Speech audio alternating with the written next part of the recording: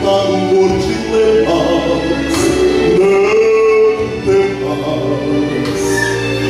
Não temas, Jesus sempre cumpriu sua palavra e reservou vitória para você.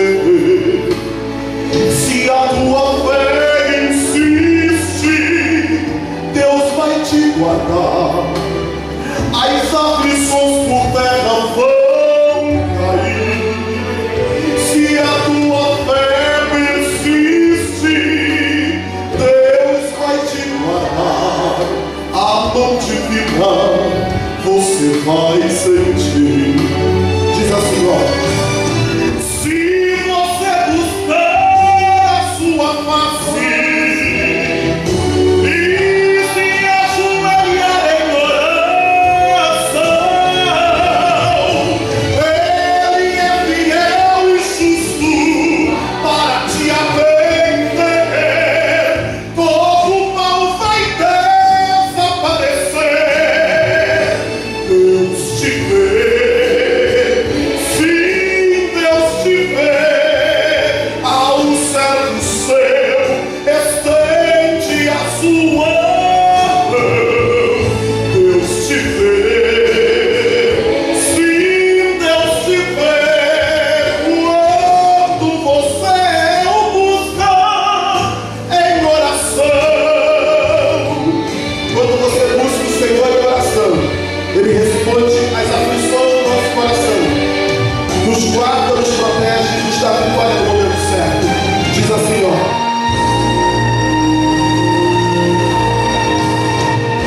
Deus te vê. Sim, Deus te vê. Ao servo seu, estende a sua mão. Deus te vê. Sim, Deus te vê.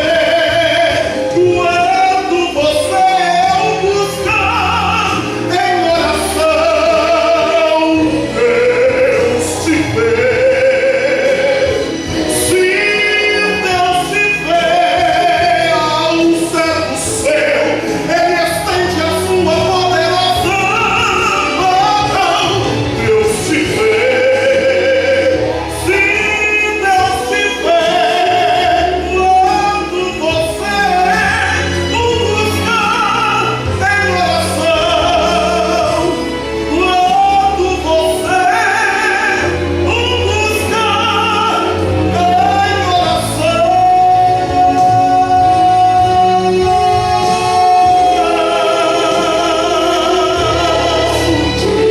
Você tem a certeza que o Senhor Jesus está tomando conta de você. Amém?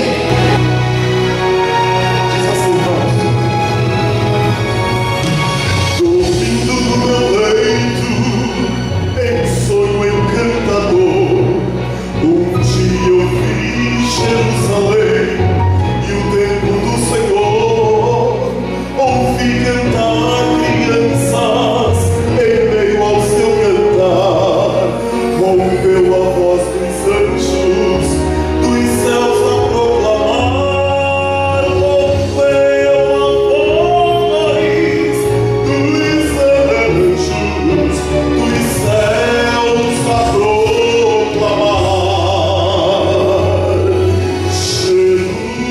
Jerusalém, Jerusalém,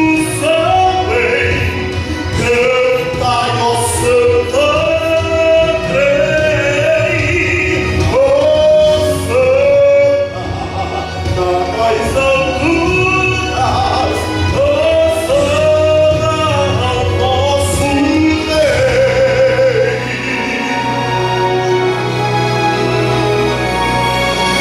Então sonhos que alterou, não mais um som feliz. Ouvi a tais Hosana dos coros infantis. O ar em torno se esfriou e ao sol faltava luz. E no alto o monte vi o vulto de uma cruz. E no alto monte vi o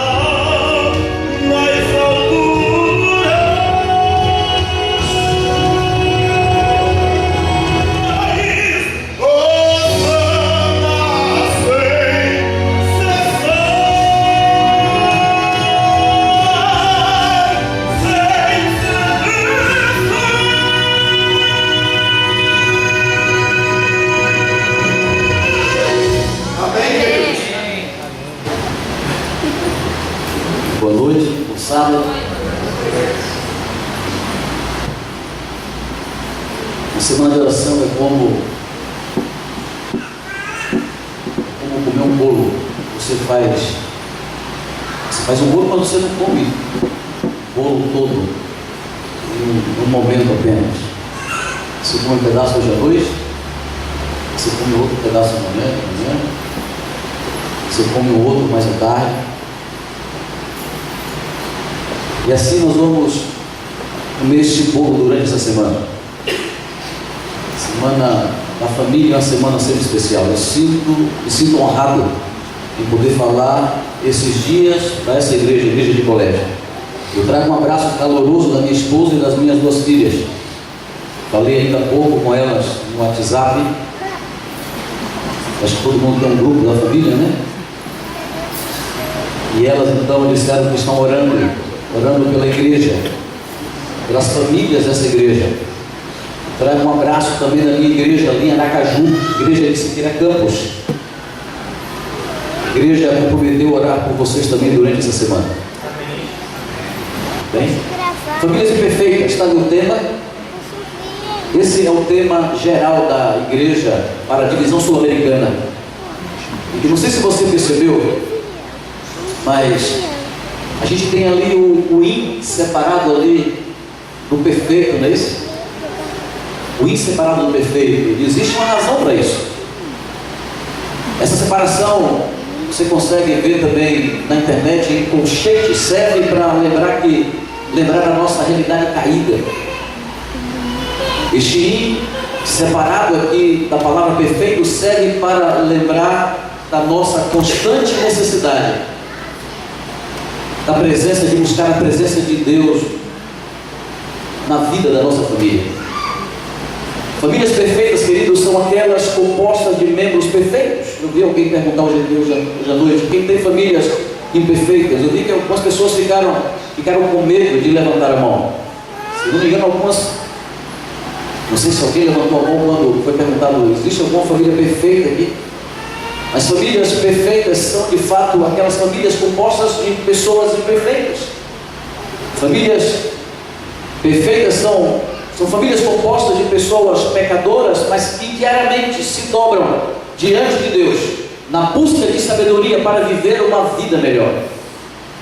Querida igreja, não existe uma vida de êxito se você não tem um lar feliz. É impossível.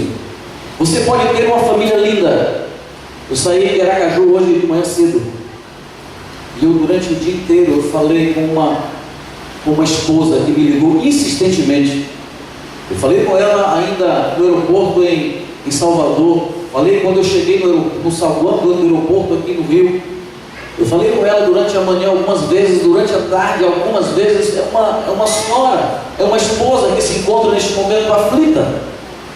Eu disse, querido, eu estou longe, retorno na quinta-feira. Eu pedi para que um pastor, um colega, então ajudasse, pastor Jorge.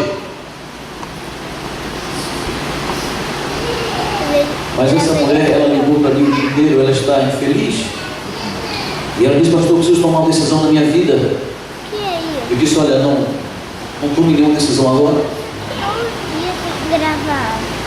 Ela tem uma família linda, queridos. Essa esposa, a família dessa irmã tem estrutura financeira. Eles são empresários ali em Aracaju. Eles frequentam uma igreja, mas mesmo assim nós convivemos com famílias infelizes, pessoas infelizes. E um lar feliz não significa ausência de conflitos. Um lar feliz não significa necessariamente ausência de problemas, de discussões. Se eu pedisse para você, por exemplo, levantar a mão nessa noite, se eu perguntasse, por exemplo, nessa noite, olha, há alguém aqui que nunca brigou com a esposa, alguém que nunca discutiu com os filhos, existe alguém aqui que nunca discutiu na família? Se você resolvesse levantar a mão, de duas uma, eu diria, ou você é um mentiroso, ou você está completamente dominado pela esposa. Essa situação é séria. Porque se você é um ser humano normal, entende? É claro, é lógico que vão surgir discussões. é que quando casamos, nós somos duas personalidades completamente diferentes. Isso porque nós somos frutos, queridos, de diferentes origens, entende? Nós somos frutos de diferentes famílias, diferentes temperamentos e personalidades. E o casamento é a escola onde nunca ninguém consegue se diplomar, jamais, nessa vida. Todos os dias nós aprendemos. Eu estou casado há 20 anos. E eu me surpreendo dia após outro quando, diante de certas circunstâncias, eu percebo que eu não conheço a minha esposa. Eu digo para ela, anteontem ainda saímos para jantar fora, e ela trouxe então uma preocupação e disse assim: olha querida, eu não conheço você, 20 anos casado com você, mas eu ainda não conheço você. E ela disse assim: olha, eu também não conheço você. É que a cada dia nós conhecemos a outra pessoa mais e mais, entende? Agora tá bom, né? A minha relação não é perfeita, minha família, queridos, não é perfeita. Agora, 20 anos de casado, se eu tivesse que casar de novo, eu já disse isso várias vezes à minha esposa, eu daria uma volta ao mundo e eu casaria com a mesma pessoa. Pastor, você está falando isso porque é fácil a sua relação? Não, não é fácil a minha relação. Foi fácil esses 20 anos? Não foi fácil. Só Deus, querido, sabe que não foi fácil. É que para ninguém é fácil, entende? É aquela questão: se está sendo muito fácil para você, ou você está mentindo, ou você está dominado. Mas não é fácil. Mas o que é família? Eu preciso introduzir o tempo. Eu disse que a semana de oração é como um bolo, e a cada dia, cada tema apresentado, a gente então vai comer um pedacinho desse bolo. O que é família? A família é a primeira comunidade da raça humana. Você sabe disso? Ela surgiu antes das instituições, antes que formassem os povos, antes que se formassem as nações. A família é o núcleo base da sociedade. O livro de Gênesis, capítulo 1. Se você trouxe a sua Bíblia, eu vou ler esse texto algumas vezes durante essa semana. Gênesis capítulo 1, versículo 26, 27 e 28 melhor. Gênesis capítulo 1, versículo 27 e 28 diz a palavra: criou Deus, pois o homem à sua imagem. A imagem de Deus os criou, homem e mulher os criou. E Deus os abençoou e lhes disse: sede fecundo, multiplicai-vos, enchei a terra e sujeitai-a, dominai sobre os peixes do mar, sobre as aves dos céus e sobre todo animal que rasteja pela terra. Gênesis capítulo 1, queridos, diz que Deus estabeleceu a família antes do pecado entrar neste mundo, e Ele queria que ela fosse parte da mais profunda, entende? Quando Deus então pensa a família, Ele queria que a família fosse parte da mais rica, da mais extraordinária experiência da vida humana aqui nessa terra. Na ótica, na visão de Deus, o casamento é um sistema relacional perfeito. Por exemplo, quem poderia imaginar um sistema assim tão perfeito e completo do que esse idealizado por Deus e chamado de casamento? Nós temos um homem e uma mulher iguais perante Deus, mas com habilidades e atribuições diferentes para se completarem mutuamente. O que dizer da capacidade de procriar, de gerar vida de forma compartilhada e motivada pelo amor? Por um lado, nós temos o homem amando e protegendo a mulher. Do outro lado, você tem a mulher respeitando e auxiliando o homem. De um lado, você tem o homem impulsivo, viril, forte e cheio de entendimento.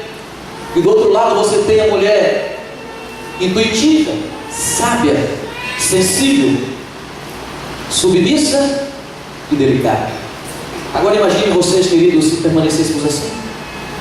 Cada geração subsequente nasceria mais cheia de habilidade e mais apurada a percepção, até que fôssemos perfeitos, assim como é perfeito aquele que nos formou.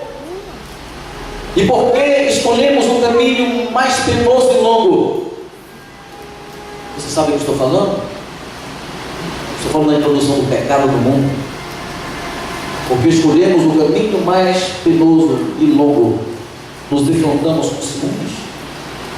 Nos defrontamos, queridos, com egoísmo, infidelidade, insegurança, abandono, abuso, indiferença, incompatibilidade, desavenças, desgastes. E a lista está longe de se completar.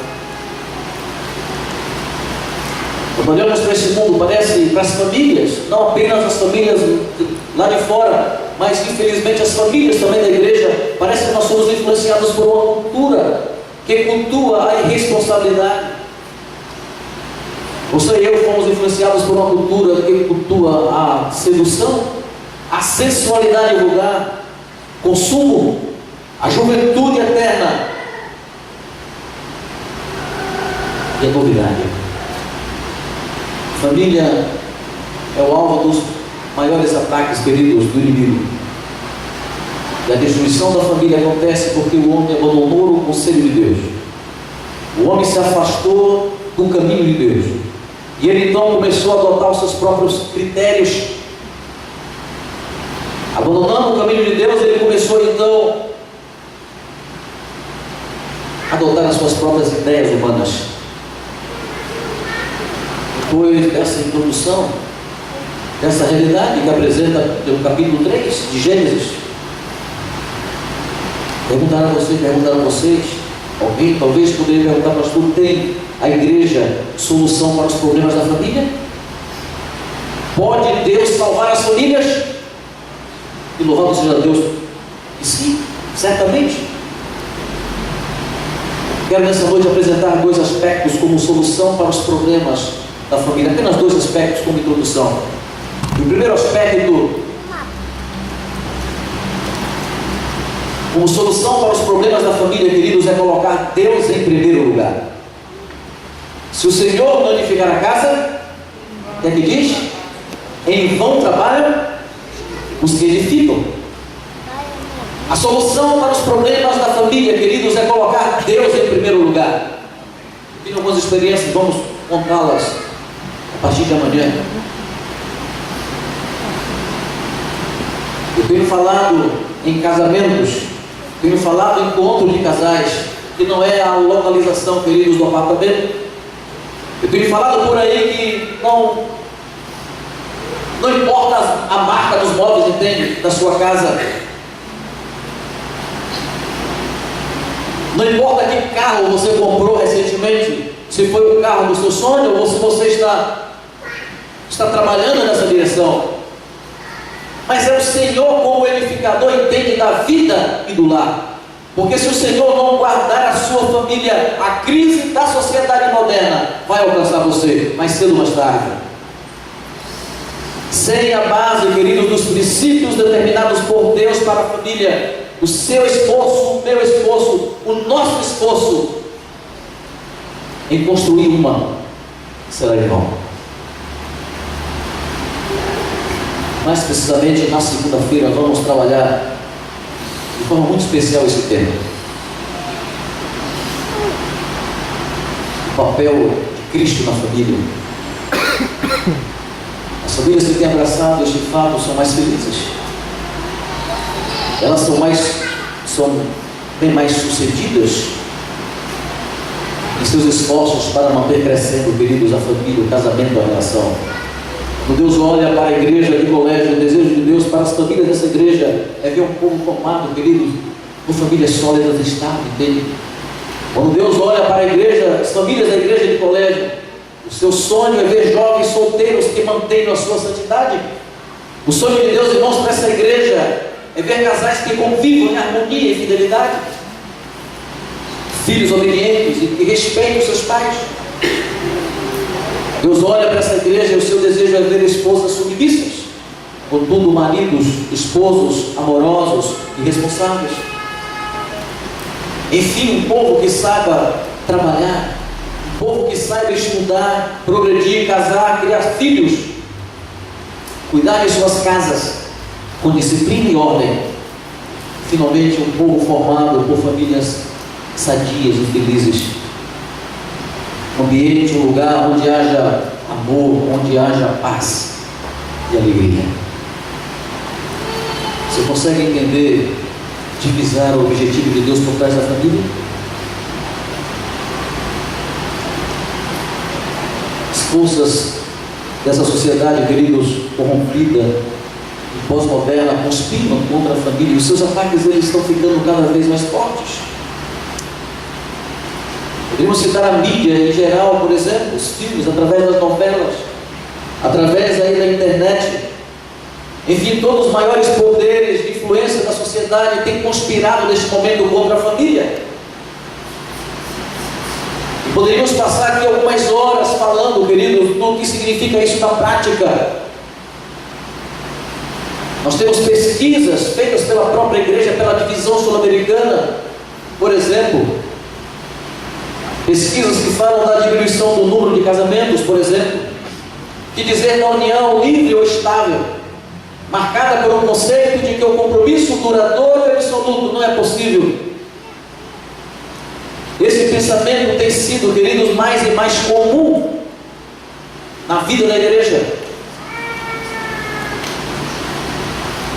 Tem me assustado também a descrença total no amor por parte das mulheres. As mulheres sempre amam mais, mas elas estão amando menos.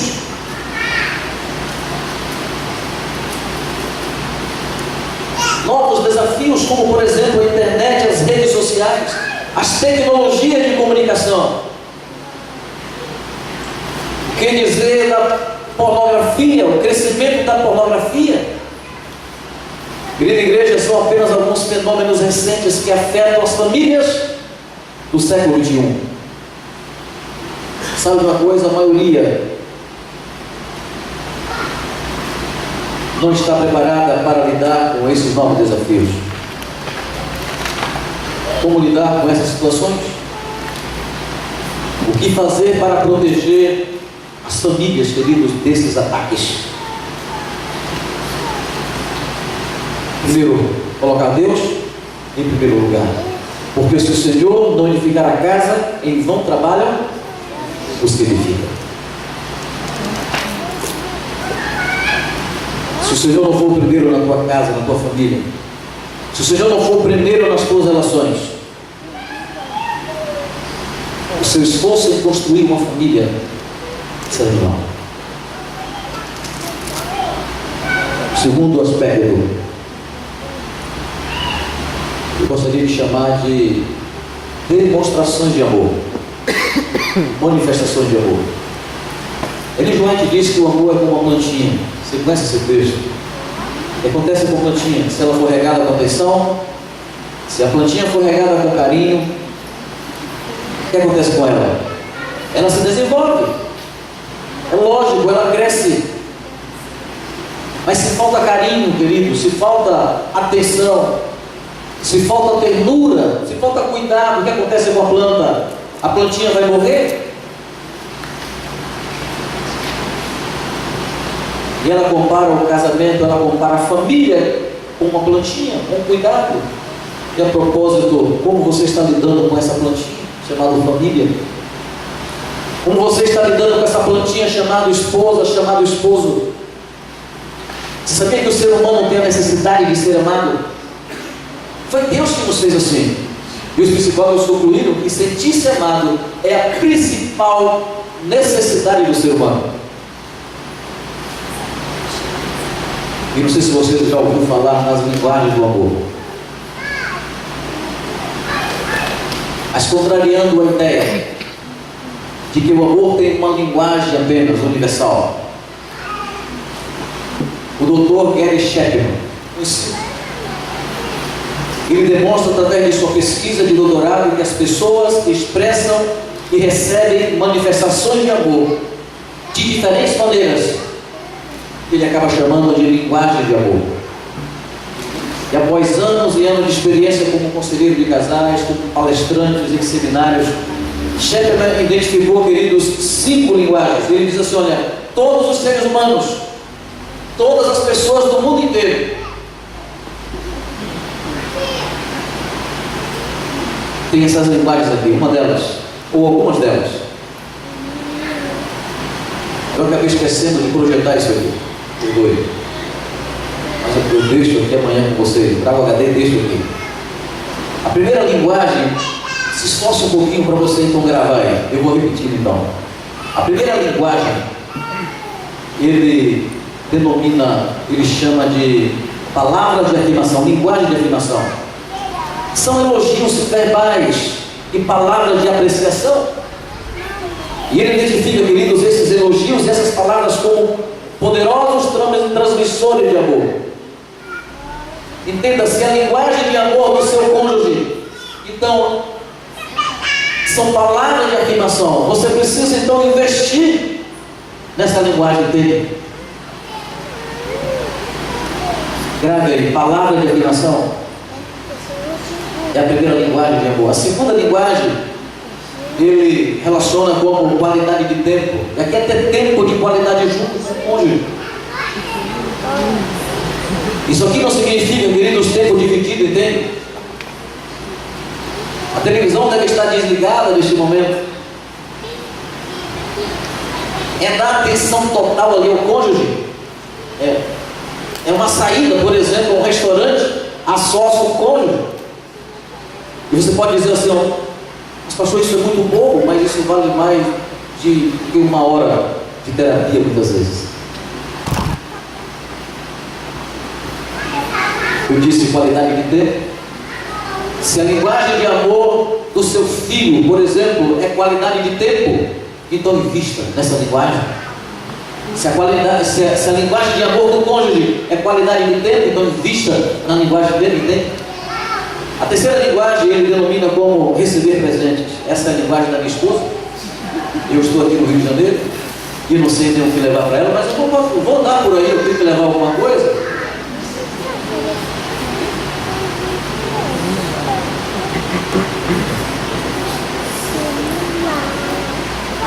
Você precisa entender que o presente é mais do que uma recordação. O presente, queridos, é uma demonstração de amor para aquele ou para aquela que faz então dela ou dele essa linguagem dele. Se eu volto do Rio para Aracaju e não levo nada para minha esposa, nenhuma lembrança, nada, sabe o que eu estou dizendo para ela? Eu passei aqui alguns dias, 5, 6 dias, mas não me lembrei dela. Eu falei com ela no telefone, nos falamos de dia e de noite, no zap da vida, mas de fato eu não lembrei dela, porque é a linguagem de amor dela. Todos os concílios, todas as viagens que eu faço, eu tenho que levar alguma coisa. É o investimento que eu tenho que fazer, porque é a linguagem de amor da minha esposa. Quarta linguagem de amor, queridos, são atos de serviço. Ou seja, forma de servir. Essa é a minha linguagem, e ela sabe disso. É aquilo que você sabe que o seu parceiro gostaria que você fizesse. Essa noite, por exemplo, ela passou todas as minhas camisas, ela sabe que eu gosto. Ela dobrou antes de colocar ela na mala. Ela cuidou em preparar todas as coisas para essa viagem dele. Ato de serviço. Veja, se o seu esposo, por exemplo, cresceu num ambiente familiar no qual o pai e a mãe dele faziam isso, provavelmente ele vai querer isso de você também. E a quinta e última linguagem de amor é o toque físico. Uma das maneiras mais expressivas de expressar, queridos, o amor. Eu disse toque físico. Os bebês, por exemplo,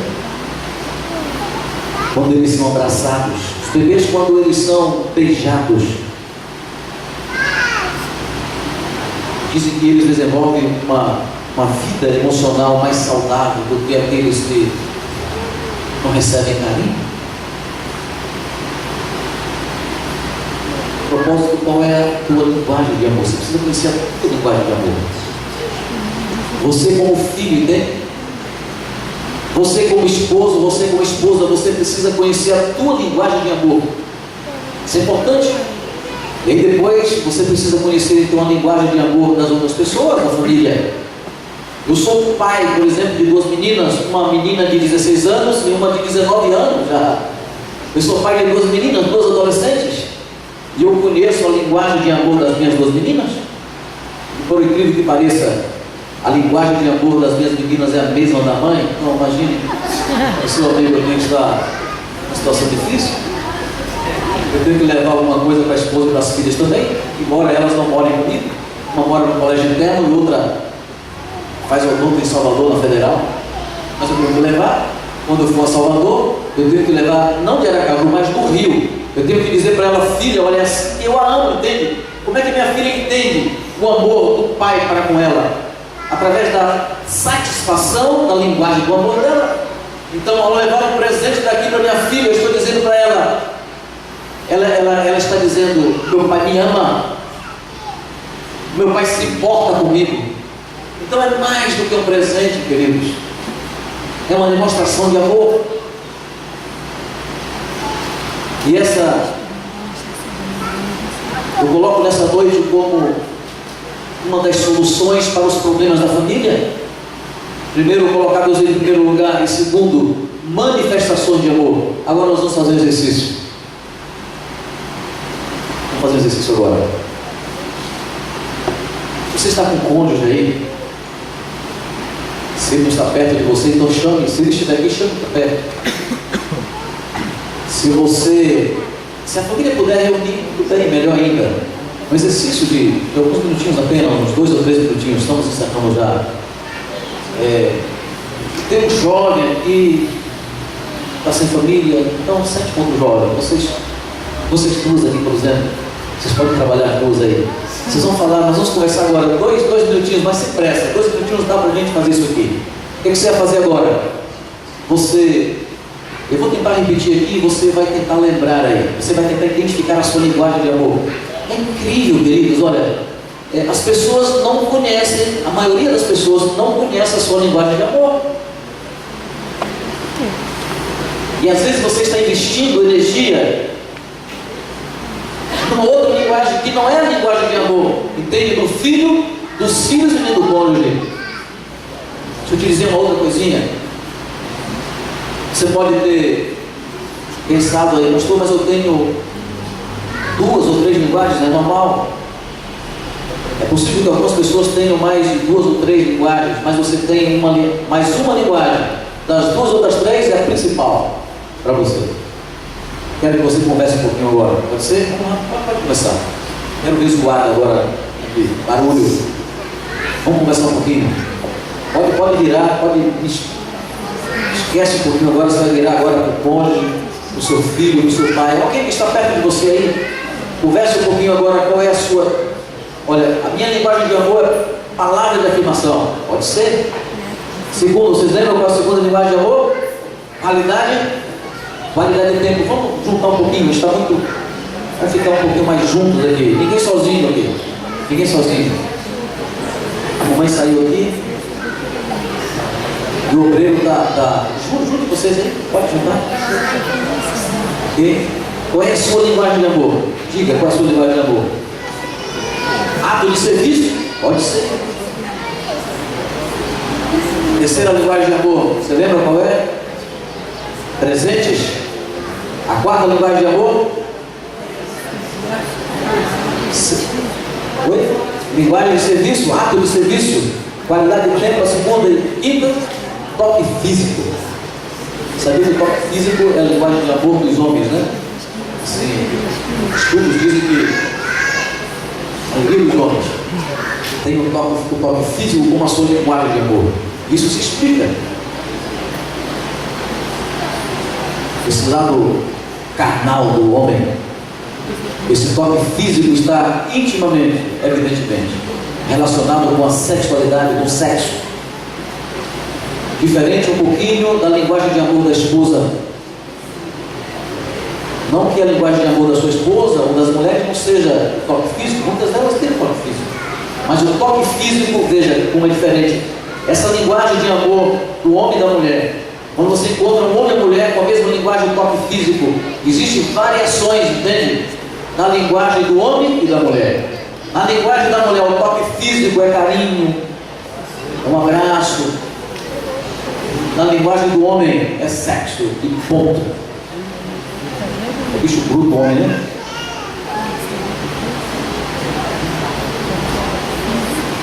Deu para você identificar já aí?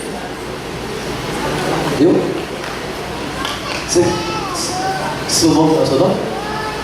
Você sabe qual é a sua linguagem? A sua linguagem, aquilo que satisfaz você. Dessas 5 aqui, qual a principal?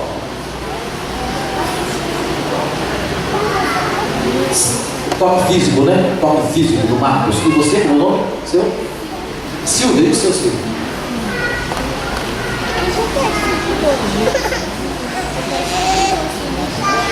Qualidade de tempo. Qualidade de tempo, quadro de serviço.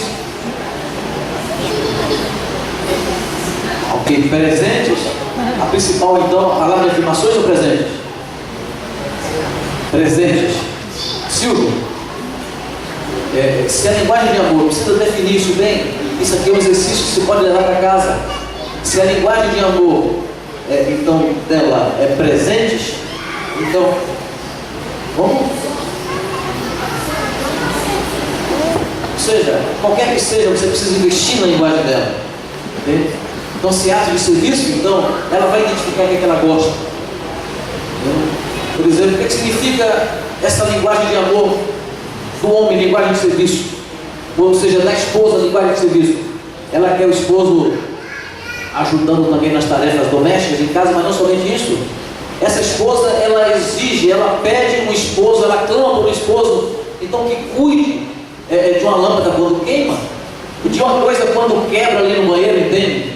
Então, essa é a necessidade dela. Um esposo, então, ativo, um esposo esperto, um esposo que deixa, então, ela que colabora, que trabalha para deixar a casa arrumadinha, para deixar a casa tranquila. Então, essa é a ideia aí. Queridos, olha, se você descobrir e investir na linguagem de amor no seu cônjuge, nos seus filhos, você vai ver uma tremenda diferença nas relações. Quero concluir dizendo: meu desejo é que o nosso lar seja um abrigo de amor, que marido, mulher e filhos vivam um clima de segurança e aceitação.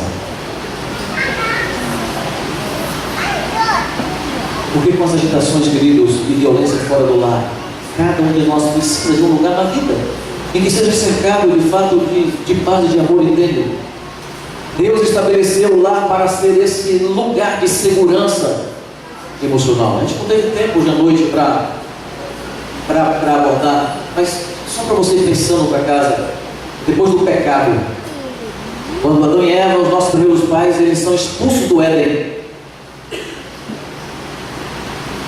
Vocês sabiam que nem a roupa deles eles puderam levar do Éden? Os nossos primeiros pais saíram do Éden sem nada. Eles tiveram que deixar tudo dentro do jardim. Mas Deus permitiu que eles levassem 2 coisas. E talvez amanhã ou outro dia eu falo sobre isso. 2 coisas. Eles levaram o sábado, e Deus permitiu que eles levassem do Éden o sábado e a família, o casamento da família. Você sabe por quê? O sábado e a família. Isso aqui tem implicações tão profundas. E Deus, na sua sabedoria, Ele estava dizendo o seguinte: olha, filhos desobedientes, vocês não podem mais viver dentro desse jardim. Vocês serão expulsos do jardim. Sabemos que nossos primeiros pais, eles deveriam morrer. É isso que diz a palavra. Porque eles foram criados livres. Mas eles desobedeceram. Por ter sido criados livres, eles podiam e desobedeceram. E ali mesmo no jardim do Éden deveria desaparecer a experiência humana. Adão e Eva deveriam deixar de existir ali. Ou como segunda hipótese, a raça humana se multiplicaria, destinada a enfrentar enfermidades físicas, morais e espirituais. E quando alguém viesse a morrer, morto estava para sempre. Mas não foi assim, diz a Bíblia. Não foi assim porque o amor tem recursos que só o amor conhece. Deus então, com pena dos nossos primeiros pais, Deus diz assim: olha, vocês vão levar o sábado e o casamento, duas instituições, as únicas, nem a roupa deles, eles puderam sair do jardim com elas. Eles levaram apenas, queridos, o sábado e o casamento e a família. A sabedoria divina, ele sabia que essas duas instituições seriam necessárias para a felicidade do ser humano fora do jardim. E aqui tem implicações profundas que a gente não consegue explicar agora. Deus estabeleceu, queridos, o lar para ser esse lugar de segurança emocional, entende? A presença de Deus no lar é indispensável. Se você fizer do Senhor o primeiro, e se você exercitar o amor nas suas relações, Deus promete fazer você desfrutar da maior fonte de felicidade e realização que Ele colocou nessa terra. Pense nisso. Deus abençoe você. E até amanhã. Vamos louvar agora? Isso. Uma casa de bênção.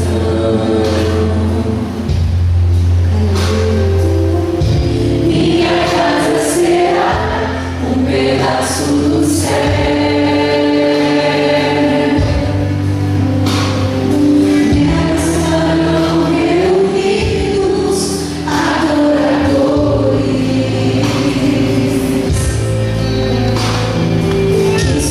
Exaltam ao Deus pela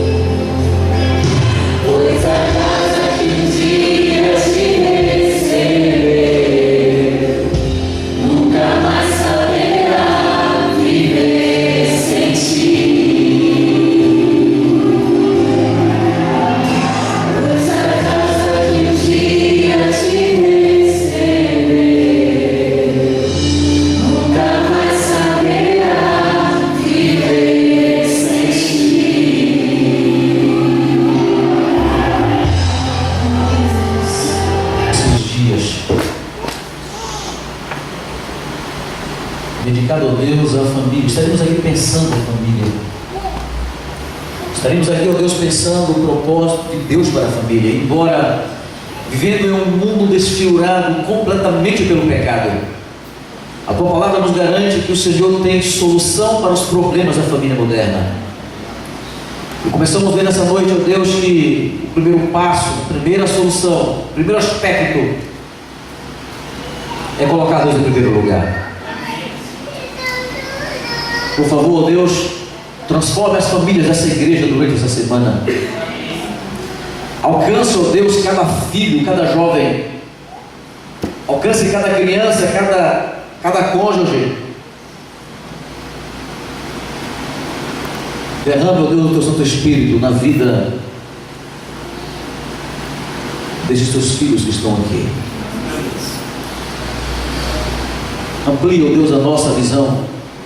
Alargue, ó Deus, as nossas fronteiras. E fale para a gente com carinho. O que é que precisamos fazer, Senhor, para tornar a nossa família este lugar de aceitação e segurança emocional, um lugar de fato aonde nós podemos encontrar paz, amor, onde podemos, ó Deus, encontrar alegria. As famílias da tua igreja, muitas delas estão vivendo neste momento em situações difíceis. Por favor, salve as famílias da tua igreja. Durante esses dias, ó Deus, opere milagres. Estaremos orando para que milagres sejam operados na vida de famílias aqui. Consagre, ó Deus, cada amigo que veio essa noite. Consagre cada criança, cada jovem, cada esposo, cada esposa. Consagre, ó Deus, nessa noite para o teu reino. Nos leve em paz para os nossos lares. Nos traga amanhã de volta a este lugar, tranquilos e animados, para ouvirmos, ó Deus, a tua palavra, para recebermos, ó Deus, a tua cura. Nós choramos no nome de Jesus. Amém, Senhor.